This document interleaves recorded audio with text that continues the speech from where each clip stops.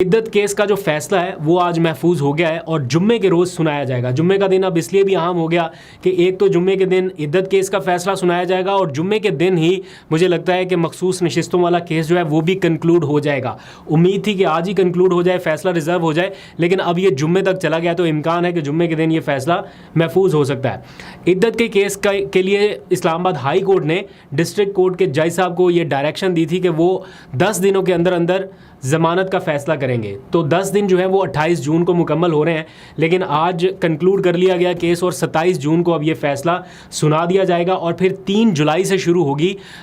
इस केस की बरियत के हवाले से जो अपील है या बरियत का फ़ैसला जो है उसके ऊपर डिबेट शुरू हो जाएगी। लेकिन इनिशियल जो है फ़िलहाल वो ज़मानत का फ़ैसला महफूज हो गया है और इम्कान ये है कि इस केस में बुशरा बीबी या इमरान खान की जो ज़मानत है वो हो सकेगी। आखिरी केस यही है जिसमें वो गिरफ़्तार है और उसके बाद अगर ज़मानत हो जाती है इस केस में इमरान खान की और बुशरा बीबी की, तो फिर दिलचस्प कॉन्टेस्ट होगा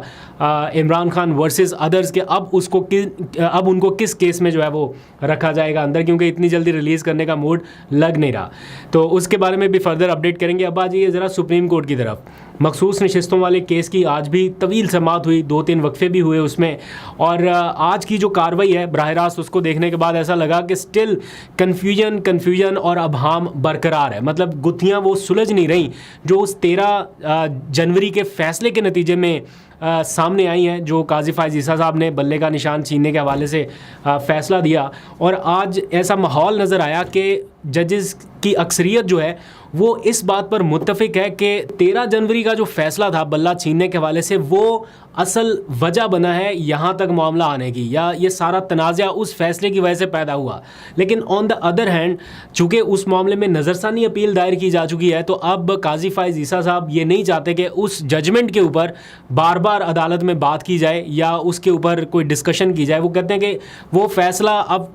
उसके ऊपर चूँकि नज़रसानी आनी है तो अब उसके ऊपर डिस्कशन ना हो। लेकिन चूँकि घूम फिर के मामला उसी के इर्द गिर्द आ जाता है, लिंक्ड है, इंटरलिंक्ड है ये दोनों मामला, तो जस्टिस अतर मिनुल्लाह आज फिर बार बार वही रेफरेंस दे रहे कि उस फैसले की चूँकि गलत तशरीह इलेक्शन कमीशन ने की है इसलिए ये सारा कुछ हुआ। तो आज भी मुख्तलिफ जजेस की आरा जो थी वो देखने में लग रहा है कि 4-5 जजेस जो हैं वो बड़े क्लियर नज़र आ रहे हैं कि वो क्या सोच रहे हैं, या उनको लग रहा है कि बल्ले का निशान छीना जाना एक गलत फैसला था या नहीं होना चाहिए था, या अगर वो फैसला ठीक था तो इलेक्शन कमीशन को उसकी गलत तशरीह नहीं करनी चाहिए थी, जिसके नतीजे में नुकसान हुआ पीटीआई को और खुमियाजा भुगता बहुत बड़ी तादाद में अवाम ने। तो अब जब अदालत के जजेस ये कहते हैं कि आर्टिकल 184(3) के तहत अदालत के पास ये पावर है कि किसी फैसले को दुरुस्त किया जा सकता है, या अगर गलत तशरीह किसी ने कर दिया तो उसके ऊपर उसकी कोर्स करेक्शन की जाए, तो उस तरफ मामला जो है वो आ नहीं रहा। आज भी जस्टिस अतर मिनुल्लाह के जो रिमार्क्स थे वो सुनने लायक थे, जब वो इलेक्शन कमीशन के वकील को ये कह रहे थे कि इस मुल्क में सब ने देखा कि किस तरह से प्रेस कॉन्फ्रेंसेस हुई और पार्टी जो है वो छुड़ाई जा रही थी या लोग जो ऐलानात कर रहे थे। क्या इलेक्शन कमीशन ने एक बार भी कोशिश की कि वो जायज़ा ले सके कि क्यों ऐसे हालात पैदा किए जा रहे हैं कि प्रेस कॉन्फ्रेंस कर करके पार्टी छोड़ी जा रही है?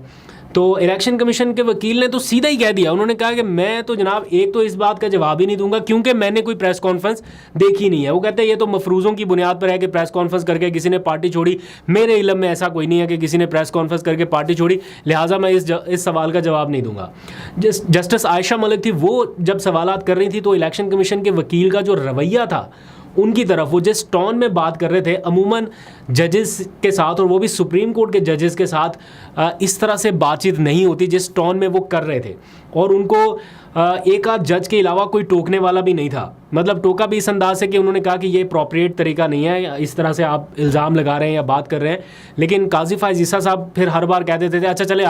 आगे बढ़े। उनको चाहिए था कि वो इलेक्शन कमीशन के वकील को वहाँ पर रोकते, लेकिन उन्होंने बहुत अग्रेसिवली 2 जजेस का तो ख़ास तौर पे जस्टिस अतर मिनुल्लाह का और जस्टिस आयशा मलिक को जवाब देने से ही एक तरह से गुरेज करते रहे कि इसका जवाब मैं नहीं दे रहा क्योंकि ये मफरूज़ों की बुनियाद पर बातें की जा रही हैं। तो खैर केस आज भी बड़ा कन्फ्यूजन का शिकार रहा। मतलब ऐसा लग रहा है कि सारे जजेस जो हैं सवालात बहुत सारे कर रहे हैं, लेकिन आगे से क्लैरिटी या एक स्ट्रीम लाइन नहीं हो रही सिचुएशन जहाँ पर कोई नुक्ता तय हो जाए कि हाँ ये अब पॉइंट तय हो गया कि ये चीज़ गलत हुई है या ये चीज़ ठीक हुई है, अब आगे बढ़िए। तो वो वाला एलिमेंट अभी भी आज मिसिंग नज़र आया है। बहरहाल इसकी अब ज़्यादा समातें तो नहीं होंगी, मेरा ख्याल है जुम्मे को शायद कंक्लूड हो जाए, तो देखते हैं। चूँकि अभी सब जुडिस है मामला, तो इसके ऊपर ज़्यादा बात नहीं करते कि क्या फ़ैसला आने का इम्कान है या क्या लग रहा है। बहरहाल हवाओं में फ़िज़ाओं में बहुत सारी बातें हैं, जो फ़ैसला आएगा तो उसके ऊपर फिर और ज़्यादा डिबेट कर लेंगे।